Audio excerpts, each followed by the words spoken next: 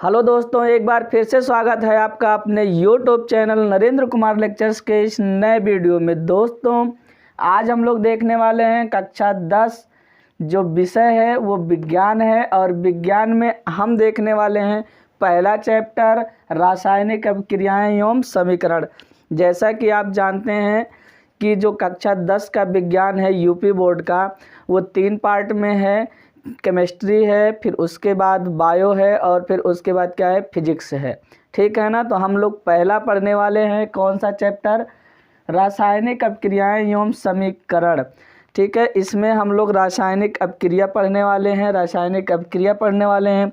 आप जानते हैं कि अभिक्रियाएं 2 तरह की होती हैं। ठीक है ना। अभिक्रिया कितने तरह की होती है बच्चा?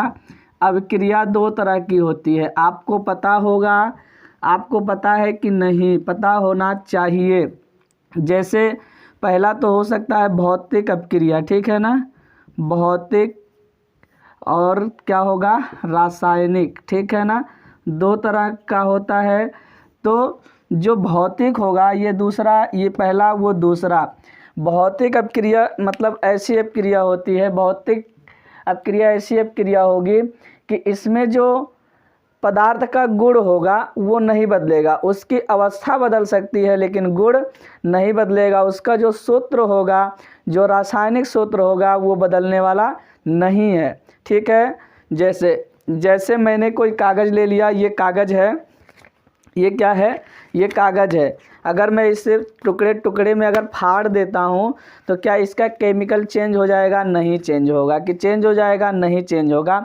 जब केमिकल चेंज होगा, इसका रसायन चेंज होगा, तभी क्या होने वाला है, रासायनिक अभिक्रिया होने वाली है। लेकिन जब इसका केमिकल चेंज ही नहीं होगा तो ये रासायनिक अभिक्रिया नहीं होगी। ये कौन सी अभिक्रिया होगी, कौन सी प्रक्रिया होगी? भौतिक होगी। तो जैसे अगर मैं ले लिया, बर्फ़ ले लिया, क्या ले लिया, बर्फ़ ले लिया, और बर्फ़ को थोड़ा सा हीट किया तो क्या हो गया, ये हो गया जल। ठीक है ना। जल को भी गर्म कर दिया तो क्या बन गया, जलवाष्प बन गया। क्या बन गया? जलवाष्प बन गया। ठीक है। इसको भी गर्म कर दिया तो क्या हो गया, बर्फ़ के बाद जल, जल के बाद क्या हो गया, जलवाष्प। अगर हम, क्या ये चेंज हो गया, ये रासायनिक है, रासायनिक नहीं है। हम इधर से भी यहाँ आ सकते हैं। फिर देखो ध्यान से, आप इसको ठंडा करेंगे यहाँ आ जाएंगे, इसको ठंडा करेंगे यहाँ आ जाएंगे। लेकिन बात यह है कि क्या इसका केमिकल चेंज हुआ है? नहीं चेंज हुआ है। जैसे मैंने H2O लिखा, यानी अगर मैं बर्फ़ का समीकरण लिखता हूँ तब भी हमें क्या लिखना पड़ेगा, H2O लिखना पड़ेगा। अगर मैं जल का लिखता हूँ तब भी हमें क्या लिखना पड़ेगा, H2O लिखना पड़ेगा। अगर मैं जलवाष्प का लिखता हूँ तब भी हमें क्या लिखना पड़ेगा, H2O ही लिखना पड़ेगा। सॉरी, ये हो गया, ये भौतिक अभिक्रिया हो गई। कौन सी हो गई? भौतिक वाली। और ये हमें इस चैप्टर में कतई नहीं पढ़ना है। ठीक है ना। इस चैप्टर में हमें इसे पढ़ना ही नहीं है। ठीक है ना, ये हम पढ़ेंगे ही नहीं। हमें तो पढ़ना है रासायनिक अभिक्रिया। ठीक है ना। हमें क्या पढ़ना है, रासायनिक अभिक्रिया। तो रासायनिक अभिक्रियाएं वह प्रक्रियाएं होती हैं जिनमें नए पदार्थों के साथ, यानी नए गुणधर्मों के साथ नए पदार्थों का क्या होता है, निर्माण होता है। ठीक है ना। उसमें नए गुणधर्म भी होंगे। पहले जो गुणधर्म होगा वो नहीं होगा। ठीक है ना। उससे अलग गुणधर्म आएगा। ठीक है। उसका जो पहले था उसका गुण कुछ और था, लेकिन जब नया पदार्थ बना है उसका गुण कुछ और होगा। तो इस तरह की जब अभिक्रिया होगी तो क्या होने वाली है, रासायनिक अभिक्रिया होने वाली है। पहले कुछ और थी, बाद में क्या हो जाती है, कुछ और हो जाती है। क्या आप समझ पा रहे हैं बात को कि नहीं समझ पा रहे हैं? बताइए, आप समझ पा रहे हो कि नहीं? मैंने क्या कहा कि जब पदार्थ का गुण बदलेगा और गुण के साथ ही क्या होने वाला है, वो नया पदार्थ बनने वाला है। तो यहाँ मैंने रासायनिक अभिक्रियाएं की परिभाषा दी गई है। यहाँ लिखो, देखो क्या कह रहा है। आप साथ में कापी पेन उठा लीजिए और अपने सब्जेक्ट विज्ञान को पूरा भी कर लीजिए। यहाँ से स्टार्ट करिए। आपको ये 2023 के लिए है, ये जो सेशन है ये किसके लिए है बच्चा, 2023 के लिए है। तो आपको आपके पेपर तक आपको इतना तैयार कर दिया जाएगा कि बोर्ड वाला चाहे जहाँ से पूछे, आपका एक भी क्वेश्चन छूटने वाला नहीं है। आप नहीं छोड़ के आएंगे, 95% प्लस नंबर लेके आएंगे साइंस में, ये मेरा दावा है। अगर आप अच्छे से पढ़ते रहे तो। ठीक है, तो क्या कह रहा है यहाँ ध्यान से देखो, रासायनिक अपक्रियाएं, यानी रासायनिक अपक्रियाएं वह प्रक्रियाएं होती हैं जिनमें नए गुणधर्मों के साथ नए पदार्थों का निर्माण होता है। एक बार मैं फिर से रिपीट कर देता हूँ कि रासायनिक अपक्रियाएं वह प्रक्रियाएं होती हैं जिनमें नए गुणधर्मों के साथ नए रसायन का, नए पदार्थों का क्या होता है, निर्माण होता है। ठीक है ना। तो अब हम देखते हैं, जैसे हमने क्या कह लिया, दूध से दही बना लिया। क्या बना लिया? दूध से दही। दूध में पहले जो केमिकल था वो दही बनने के बाद केमिकल क्या हो जाता है, अलग हो जाता है। पहले जो केमिकल था अब वो नहीं रहा, अब दूसरा केमिकल हो चुका है, भोजन का पकना। ठीक है ना, भोजन का पकना। जब भोजन भी आपका पकेगा तो उसमें भी जो पहले गुण था वो क्या हो गया, बदल चुका है। ठीक है ना। अगर आप कागज़ जलाते हैं, कागज़ का जलाना, जब आप कागज़ जलाएंगे तो उसमें कागज़ का जो केमिकल है, इस कागज़ का जो केमिकल है, अगर आप इसे क्या करते हैं, अगर आप इसे जलाते हैं तो अभी जो इसका केमिकल है वो क्या हो जाएगा, जलने के बाद चेंज हो जाएगा। यानी अगर कागज़ हम जला रहे हैं तो कागज़ का जलना भी क्या है, रासायनिक अपक्रिया है। ठीक है, बात समझ में आ रहा है कि नहीं। मैग्नीशियम जो एक धातु है, मैग्नीशियम का जो रिबन होता है, जब ऑक्सीजन की उपस्थिति में जलाते हैं, आप एक लाइन लिख सकते हैं इसके नीचे, मैग्नीशियम का रिबन। ठीक है ना, Mg का जो रिबन होता है ऑक्सीजन की उपस्थिति में जब जलाते हैं तब मैग्नीशियम का ऑक्साइड प्राप्त होता है। यानी ये भी क्या है, ये भी आपका है रासायनिक अपक्रिया। अब हम कैसे जानेंगे कि रासायनिक अपक्रिया हो रही है कि नहीं हो रही है? हम लोग कैसे जान जाएंगे कि रासायनिक अपक्रिया हो रही है कि नहीं हो रही है? ठीक, हमें जानना होगा। तो इसका 4-5 लक्षण है। ठीक है ना, यहाँ लिखा गया है, हेडिंग है कि रासायनिक अपक्रियाओं के अभिलक्षण। मैं ये पूरा लिखने वाला नहीं हूँ, मैं आपको बता दूंगा। अगर आपको इसका नोट्स चाहिए तो डिस्क्रिप्शन में चले जाइए, वहाँ नंबर है और स्क्रीन पे भी आ रहा होगा, वहाँ से संपर्क करके आप इसका PDF ले सकते हैं। ठीक है ना। अगर मैं पूरा लिखूँगा तो दिक्कत होगी, इसलिए आपको केवल यहाँ समझा दिया जाएगा और मेरा दावा है कि आप समझ भी जाएंगे। ठीक है ना। अगर मैं समझा दिया, आप अच्छे से पढ़ रहे हैं तो आप खुद परिभाषा लिख ले जाएंगे। ठीक है। तो आगे, अवस्था में परिवर्तन। अगर अवस्था में परिवर्तन हो रहा है तब आप ध्यान रखिए कि रासायनिक अपक्रिया हो रही है। मतलब केवल इसी से पता नहीं लगाया जा सकता है, नहीं तो कोई बर्फ़ लेके आए, कहे कि वो क्या करे, बर्फ़ लाए और गला के मतलब जल बना दे। अब तुमसे पूछे कि बताओ रासायनिक अपक्रिया है कि भौतिक, तब तुम कहो नरेंद्र सर जी बताए थे कि ये तो क्या होगा, ये होगा रासायनिक, और तुम पट्टे से वहाँ बोल दो कि रासायनिक। ऐसा नहीं, ठीक है। केवल एक से आप पता नहीं लगा सकते, इसलिए 4-5 अभिलक्षण दिए गए हैं। ठीक है ना, केवल एक से आप पता नहीं लगा पाएंगे।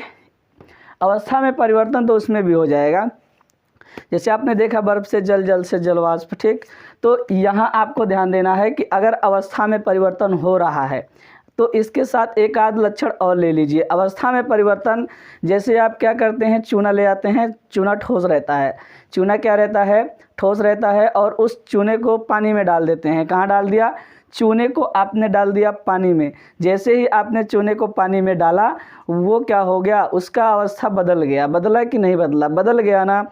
तो चूना जैसे ही पानी में डालते हैं तो विलयन बन जाता है, एक्वस बन जाता है।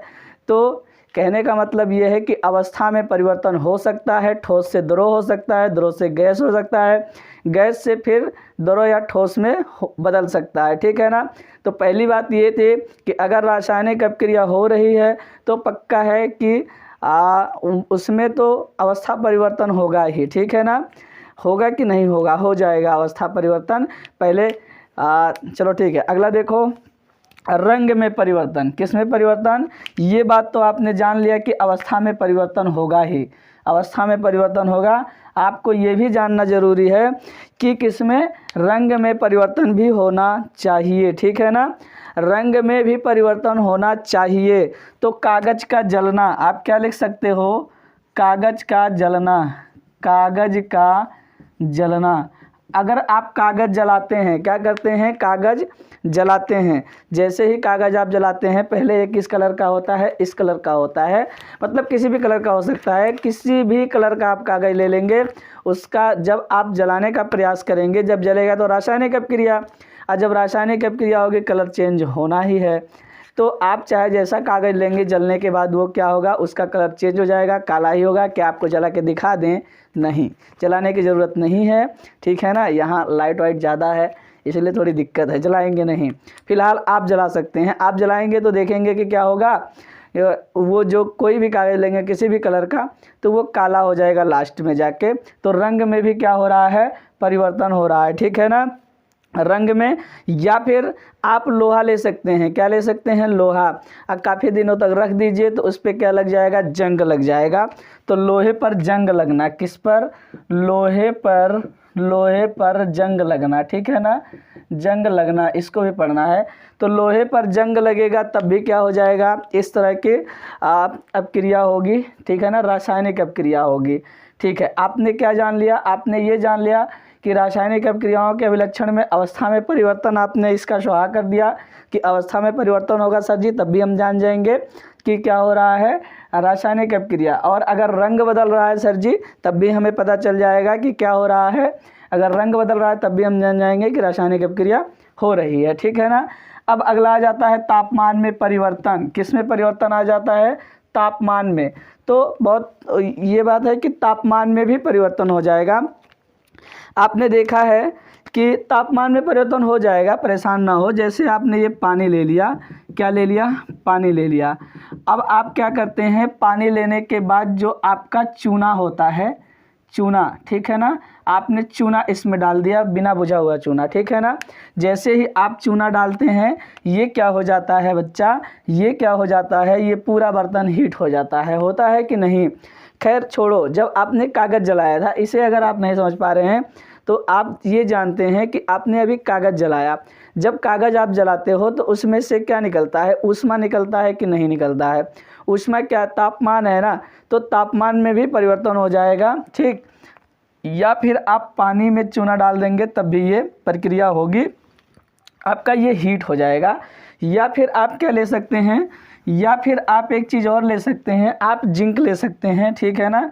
यानी आप यहाँ क्या ले सकते हो, जिंक भी ले सकते हो, ZN, ठीक है ना। ये जिंक रहा, यहाँ आपने क्या डाल दिया, जिंक डाल दिया, और यहाँ आपने डाल दिया H2SO4, ठीक है ना, H2SO4, सांद्र सल्फ्यूरिक अम्ल आप क्या करते हैं, डाल देते हैं। क्या डाल देते हैं बच्चा, सल्फ्यूरिक अम्ल डाल देते हैं, तनु सल्फ्यूरिक अम्ल। जैसे ही आप इसमें डालेंगे बच्चा, तो ये आपका क्या हो जाएगा, गर्म हो जाएगा।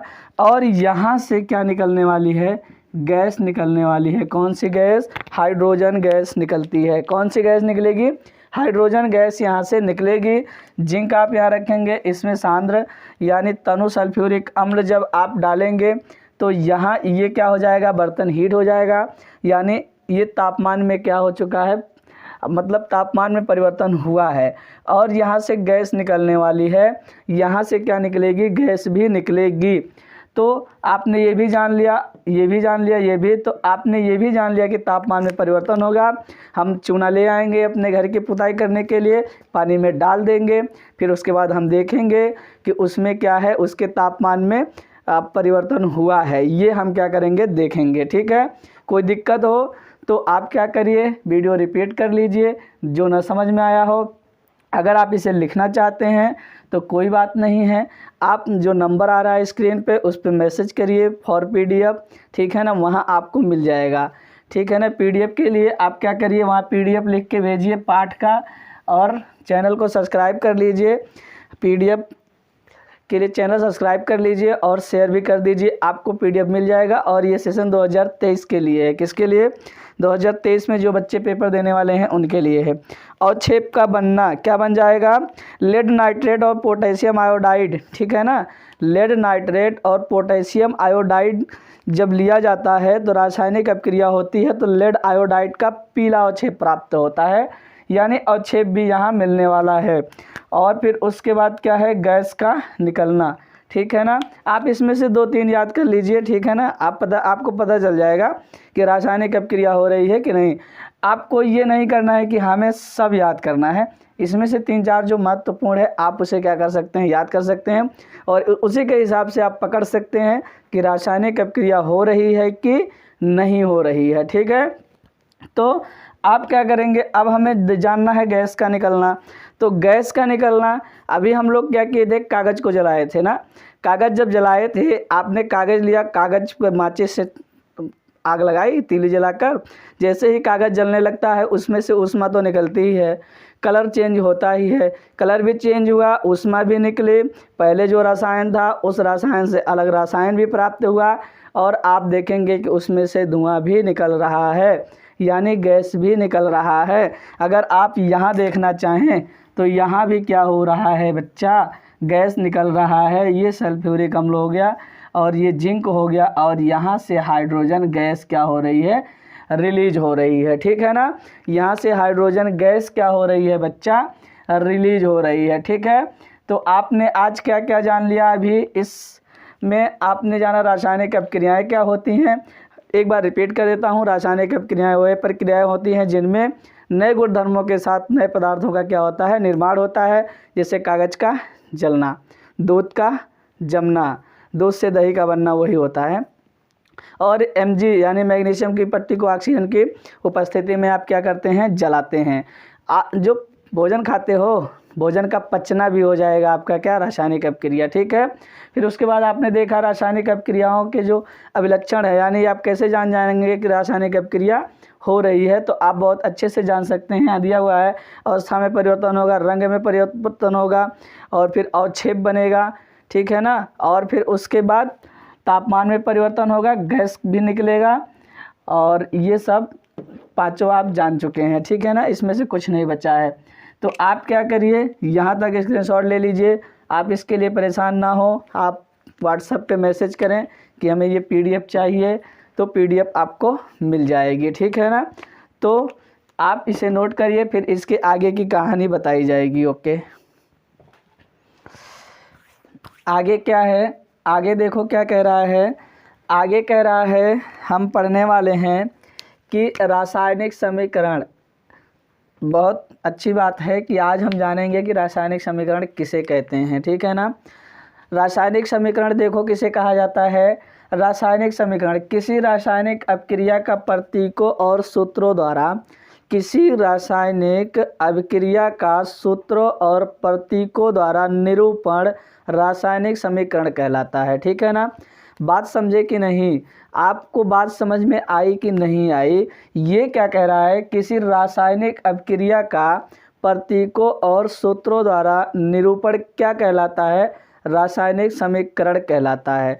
जैसे अगर मैं आपको बताना चाहूँ तो अगर मैंने यहाँ लिख दिया भाई, यहाँ मैंने लिख दिया कार्बन, क्या लिखा, ये हो गया कार्बन, और कार्बन को जला दिया किसकी उपस्थिति में, ऑक्सीजन की उपस्थिति में, किसके, ऑक्सीजन की उपस्थिति में जला दिया, ठीक है ना। तो ये क्या हो जाएगा, कार्बन प्लस ऑक्सीजन यानी कार्बन डाइऑक्साइड हो जाएगा। क्या हो जाएगा बच्चा, कार्बन डाइऑक्साइड हो जाएगा। क्या हो जाएगा, कार्बन डाइऑक्साइड, ठीक है। ये किस में लिखा है, ये किस में लिखा है, ये लिखा है शब्द में। ये भी क्या है, शब्द में लिखा है, और ये भी किस में लिखा है, शब्द में। इसलिए ये क्या हो जाएगा, ये हो जाएगा बच्चा शब्द समीकरण। कौन सा, शब्द समीकरण। यानी जब शब्दों में लिखा रहे तो उसे हम क्या कहते हैं, शब्द समीकरण कहते हैं। अब देखो, आपने परिभाषा में पढ़ा है, किसी रासायनिक अपक्रिया का प्रतीकों और सूत्रों द्वारा निरूपण रासायनिक समीकरण कहलाता है। तो मैंने हिंदी में लिखा कार्बन प्लस ऑक्सीजन, और फिर उसके बाद यहाँ क्या लिखा, कार्बन डाइऑक्साइड, ठीक है ना, कार्बन डाइऑक्साइड, ये शब्द में लिखा। तो ये हो गया शब्द समीकरण। अभी इसे हम क्या करते हैं, इसे हम इसका रसायन यानी कि इसका जो प्रतीक है और इसका जो सूत्र है, अगर वो लिख देंगे तो वो क्या हो जाएगा, रासायनिक समीकरण हो जाएगा। मेरी बात ध्यान से सुनो, अगर ये कार्बन है, ऑक्सीजन है और कार्बन डाइऑक्साइड अगर मैंने हिंदी में लिखा है, शब्द में लिखा है, तो ये हो गया शब्द समीकरण। लेकिन जैसे ही मैं कार्बन का सूत्र लिखता हूँ, ऑक्सीजन का सूत्र लिखता हूँ, तो फिर कार्बन डाइऑक्साइड का सूत्र लिखता हूँ, तो ये आपका क्या हो जाएगा, रासायनिक समीकरण हो जाएगा। क्या हो जाएगा बच्चा, रासायनिक समीकरण हो जाएगा। जैसे मैंने यहाँ कार्बन का लिखा C और इसका लिख दिया ऑक्सीजन का O2, और यहाँ दोनों मिलकर क्या हो जाएंगे, CO2। तो ये क्या बन गया बच्चा, ये आपका बन गया रासायनिक समीकरण। ये आपका क्या बन जाता है, रासायनिक समीकरण बन जाता है। ठीक है ना। तो यहाँ से आपने जान लिया कि रासायनिक समीकरण क्या होता है और किसे कहते हैं। ठीक है ना। तो फिर से मैं बता दूं, किसी रासायनिक अपक्रिया का प्रतीकों और सूत्रों द्वारा निरूपण क्या कहलाता है, रासायनिक समीकरण कहलाता है। जैसे है कार्बन, ऑक्सीजन और कार्बन डाइऑक्साइड अगर शब्द में लिखा है तो उसे कहते हैं शब्द समीकरण, और अगर उसका सूत्र और प्रतीक लिखा है बच्चा तो वो होगा रासायनिक समीकरण। इसमें आपको अंतर जानना है, आपके पेपर में पूछा भी जाता है। ठीक है। उसके बाद हम देखने वाले हैं कि अभिकारक और उत्पाद क्या होते हैं, अभिकारक और उत्पाद किसे कहते हैं, ये आ जाती है टॉपिक। तो इसमें हम बहुत अच्छे से जान सकते हैं कि अभिकारक वे पदार्थ होते हैं जो अभिक्रिया में भाग लेते हैं, अभिक्रिया में क्या करते हैं, भाग लेते हैं। और जो उत्पाद होते हैं, अभिक्रिया के बाद जो भी उत्पन्न होता है नया पदार्थ, वो क्या कहलाता है, वो आपका उत्पाद कहलाता है। बात समझ पा रहे हो कि नहीं, नहीं समझ पा रहे हो कि समझ पा रहे हो। जैसे आपने यहाँ लिखा है, आप बहुत अच्छे से पढ़ सकते हैं, अभिकारक और उत्पाद, यानी कि जो पदार्थ रासायनिक अपक्रिया में क्या लेते हैं, भाग लेते हैं, वह अभिकारक कहलाते हैं। यानी रासायनिक अपक्रिया होने से पूर्व जो लोग भी होते हैं उन्हें क्या कहा जाता है, अभिकारक कहा जाता है। और रासायनिक अपक्रिया के बाद जो लोग हमें मिलते हैं उन्हें क्या कहते हैं, उन्हें हम कह लेते हैं उत्पाद। ठीक है ना। तो अगर हम देखना चाहें तो अगर हम लिखें मैग्नीशियम, क्या लिख दें, मैग्नीशियम, यानी Mg लिख दिया। क्या लिख दिया, Mg। और मैग्नीशियम को ऑक्सीजन की उपस्थिति में जला दिया। किसकी उपस्थिति में जला दिया बच्चा, ऑक्सीजन की उपस्थिति में जला दिया। जैसे ही ऑक्सीजन की उपस्थिति में इसे जलाया जाता है तो क्या बन जाता है, MgO बन जाता है। ठीक है ना। क्या बन जाएगा, MgO बन जाएगा। आप देख पा रहे होंगे कि यहाँ Mg है एक ही और यहाँ दो परमाणु है ऑक्सीजन का, लेकिन यहाँ एक ही परमाणु है ऑक्सीजन का, यानी इधर परमाणुओं की संख्या और इधर परमाणुओं की संख्या सेम नहीं है। तो जब और इसे ही कहा जाता है अभिकारक। एरो के बाईं तरफ जितने भी लोग होंगे सब क्या होंगे, अभिकारक होंगे। क्या हो जाएंगे बच्चा, अभिकारक हो जाएंगे। और ये अपक्रिया के बाद जो होंगे वो क्या होंगे, उत्पाद। क्या होंगे, उत्पाद हो जाएंगे। ठीक है ना। यहाँ अपक्रिया, ये अभिकारक होंगे और ये उत्पाद। यानी एरो के बाईं तरफ, यानी एरो का जो पूंछ होगा, ठीक है ना, एरो का जो पूंछ होगा, ठीक, एरो का जो पूंछ होगा उसकी तरफ जो लोग होंगे वो क्या होंगे, अभिकारक होंगे। वो क्या होंगे, अभिकारक होंगे। एरो का जो हेड होता है उसकी तरफ जो होगा वो उत्पाद होगा। कुछ लोग आपको बताते हैं कि एरो के बाईं तरफ अभिकारक होते हैं और दाईं तरफ कौन होता है, उत्पाद होता है। इस तरह कुछ लोग बताते हैं, लेकिन हम क्या करते हैं, अगर इसी को बदल दे तो गड़बड़ हो जाएगा। लेकिन खैर ये बदलेगा नहीं, इस तरह से इधर अपक्रिया नहीं हो रही है। लेकिन आप याद रखना कि जिधर तीर का पूंछ होता है उधर अभिकारक होते हैं, जिधर हेड होता है उधर क्या होता है, उत्पाद होता है। कहने का मतलब ये है कि जो अपक्रिया में भाग लेते हैं, जो अपक्रिया में भाग लेते हैं उन्हें क्या कहते हैं, अभिकारक कहते हैं। और ये लोग भाग ले रहे हैं, अपक्रिया कराने के लिए ये लोग क्या ले रहे हैं, भाग। और इधर अपक्रिया हो जा रही है, अपक्रिया होने के बाद जो मिलता है उसे हम क्या कहते हैं, उत्पाद कहते हैं। ठीक है ना। जैसे आपने क्या, अगर मैं एक देहाती उदाहरण लेता हूँ तो मैं आपको क्या कहूँगा कि अगर आपको क्या बनाना है, अगर आपको बनाना है भाई साहब, मैंने आपको क्या अच्छा लगता है, आपको क्या अच्छा लगता है? मान लो आपको समोसा अच्छा लगता है ना, आपको क्या अच्छा लगा? समोसा। तो आपने क्या किया, समोसा के लिए आपने क्या ले लिया? मैदा ले लिया। आपने क्या ले लिया? मैदा। फिर आपने क्या ले लिया? आलू ले लिया, ठीक है। मसाला ले लिया, ठीक है। आपने मसाला ले लिया, नमक ले लिया, और नमक लेने के बाद आप क्या करते हैं? हल्दी। हल्दी मसाला हल्दी में आ गया, मतलब हल्दी मसाले में आ जाएगा। आपको तेल चाहिए, ठीक है ना। मैदा हो गया, आलू हो गया, मसाला हो गया, नमक हो गया, तेल हो गया, और मसाले में सब कुछ आ जाएगा, ठीक है ना। आप उसमें सब मिला लेना। तो अगर आपको एक समोसा बनाना है तो मटर भी ले लो, मूंगफली का दाना भी ले लो, मूंगफली दाना, ठीक है ना। मूंगफली का दाना ले लो। तो ये सब जो है ना, ये सब जब मिल रहे हैं बच्चा, ये सब जो मिल रहे हैं, अभी ये अपक्रिया के पहले हैं, ठीक है ना। ये रहा, ठीक। इतने लोग मिल रहे हैं। इतना मिलने के बाद, इतना, 1 मिनट रुक जाओ, तार फंस गया भैया। ये तो तार बार बार धोखा देता है, ये बार बार धोखा देता है। इसका कुछ करना पड़ेगा, इसका कुछ करना पड़ेगा, ठीक है ना। कुछ हिला उला तो नहीं था, ठीक है, कोई बात नहीं। चलो, इसका कुछ करना पड़ेगा भाई। तो ये हो गया आपका मैदा। इतने लोग अब क्रिया में क्या कर रहे हैं? समोसा बनने के लिए भाग ले रहे हैं, और इधर लास्ट में आपको क्या मिल जाता है? समोसा मिल जाता है, ठीक है ना। इधर लास्ट में आपको क्या मिला? समोसा। तो इतने लोग क्या हुए हैं? भाग लिए हैं। इतने लोग क्या कर रहे हैं? मैदा, आलू, मसाला, नमक, तेल, मटर, ये सब क्या कर रहे हैं? भाग ले रहे हैं, और आपको क्या मिल रहा है? समोसा। अच्छा, एक बात बताओ, यहाँ से अगर मैं मैदा हटा दिया तो क्या समोसा बनेगा? नहीं बनेगा। कि बन जाएगा? नहीं बनेगा। अगर यहाँ से मैं और कुछ हटा दूँ, ठीक है, इसमें से अगर तेल हटा दे तो बन जाएगा बिना तेल वाला समोसा? अरे तलेगा नहीं, बन जाएगा ना, ठीक है।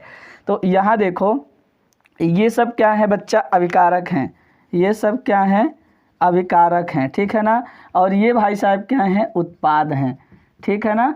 यानी अगर आपको दाल बनाना है तो दाल में जितने भी नमक, हल्दी, दाल, पानी, नमक, हल्दी, दाल, पानी, और कुछ भी जो डालना है आप डाल सकते हैं। यानी ये बेसिक होते हैं, ये 4 तो चाहिए ही चाहिए। आगे से आप हल्दी, प्याज, नमक, मिर्च जितना मन करे उतना डाल दो मैं, ठीक है ना। लेकिन ये 4 मेन होते हैं, और उसमें हिट बजाइए। फिर उसके बाद दाल बनेगी। यानी 4 लोग अब क्रिया, 4 लोग भाग लिए हैं, अभिकारक, लास्ट में आपको क्या मिली है? दाल मिली है। तो इस तरह से आप समझ सकते हैं, जो अपक्रिया में भाग लेगा, जो अपक्रिया में भाग लेगा वो क्या होगा बच्चा? अभिकारक होगा। और जो लास्ट में आपको प्रोडक्ट मिलेगा, प्रोडक्ट को ही कहते हैं उत्पाद। तो इस तरह से मैं आशा करता हूँ कि आप इसे समझ गए होंगे।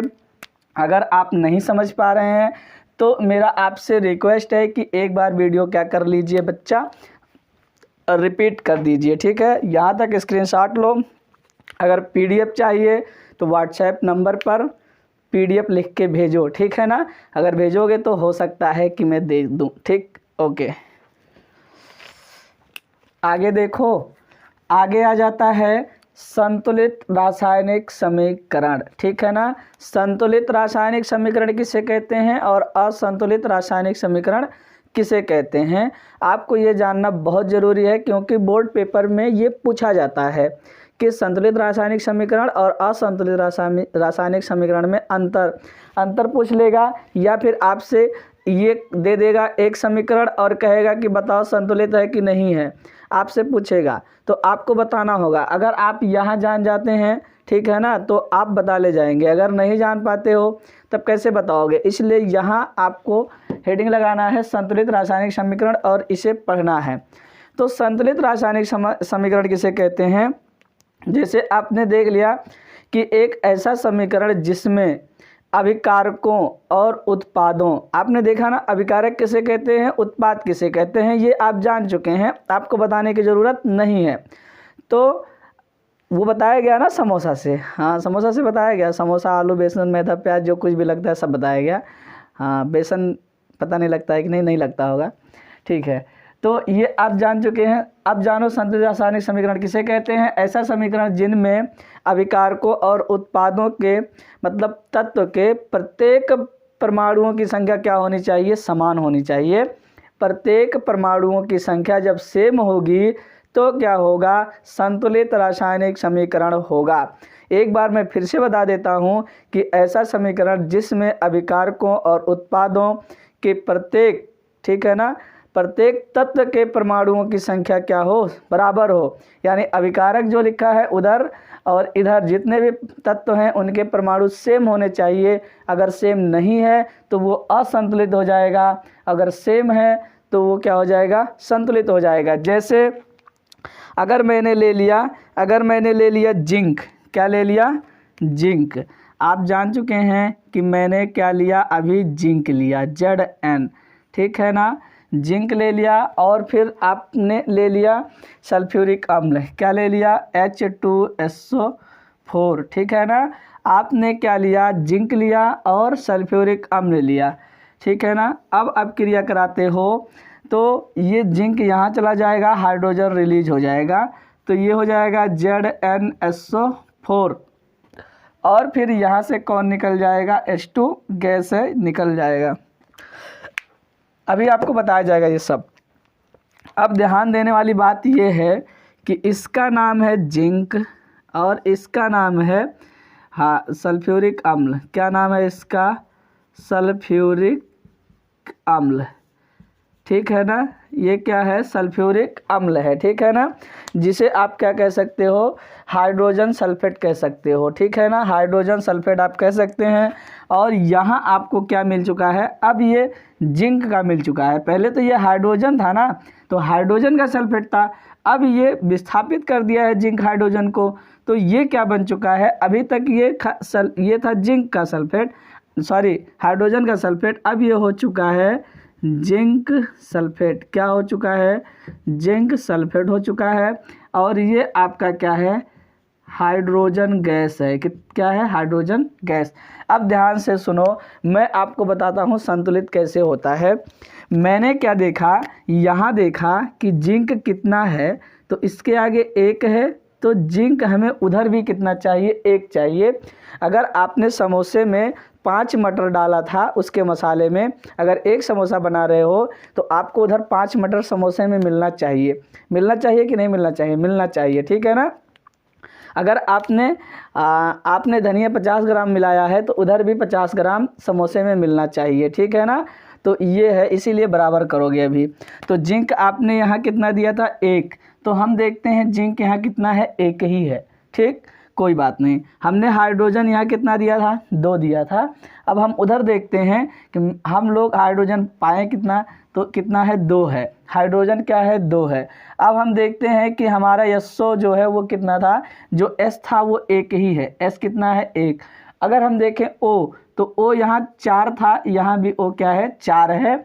यानी हमारा इधर जितने भी तत्व हैं उनके परमाणु और इधर प्रोडक्ट में भी जितने तत्व हैं उनके परमाणु, दोनों के परमाणु क्या हो चुके हैं, सेम हो चुके हैं, बराबर हो चुके हैं। इसलिए ये क्या है बच्चा, ये आपका है संतुलित रासायनिक समीकरण, ठीक है ना। ये आपका संतुलित है, ये आपका क्या है, संतुलित है। अब इसी तरह हम कहाँ आ जाते हैं, असंतुलित में आ जाते हैं।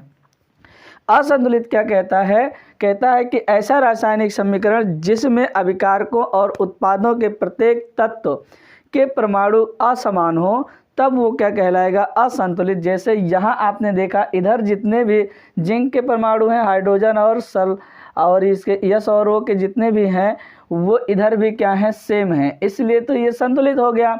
लेकिन लेकिन लेकिन इधर जो है समान नहीं होना चाहिए, क्या होना चाहिए, असमान होना चाहिए, तभी आपका क्या होने वाला है, असंतुलित समीकरण होने वाला है, ठीक है ना। तो यहाँ हम क्या करते हैं, यहाँ भी हम लिखते हैं Mg, क्या लिखते हैं, Mg + O2 और ये हो जाएगा MgO, ठीक है ना, MgO। अब ध्यान से सुनो, इधर हम लोग देखें, इधर अगर हम लोग देखें, ये जान चुके हो अभी ये मैग्नीशियम है, ये ऑक्सीजन है, ये मैग्नीशियम ऑक्साइड है, ठीक है ना। तो अगर हम इधर देखें तो मैग्नीशियम 1 है, यहाँ भी देख लिया एक है, यहाँ देखा एक है, यहाँ भी देखो अभिकारक में भी एक है और उत्पाद में भी एक है। और यहाँ जो है ऑक्सीजन 2 है, अभिकारक में कितना है 2 है, और यहाँ कितना है 1 है, यहाँ उत्पाद में क्या है 1 है, यानी इधर अभिकारक में 2, यानी आपने क्या किया, आपने समोसे में मिलाया 5 मटर, आपको उधर मिला कितना 1 मटर, सॉरी 4 मटर। तो 1 मटर कहाँ चला गया, 1 मटर कहाँ चला गया, उस समोसे में ही होना चाहिए, ठीक है ना, लेकिन नहीं मिला। ठीक इसी प्रकार आपने ऑक्सीजन मिलाया था 2, कितना मिलाया था 2, लेकिन आपको मिला यहाँ कितना 1।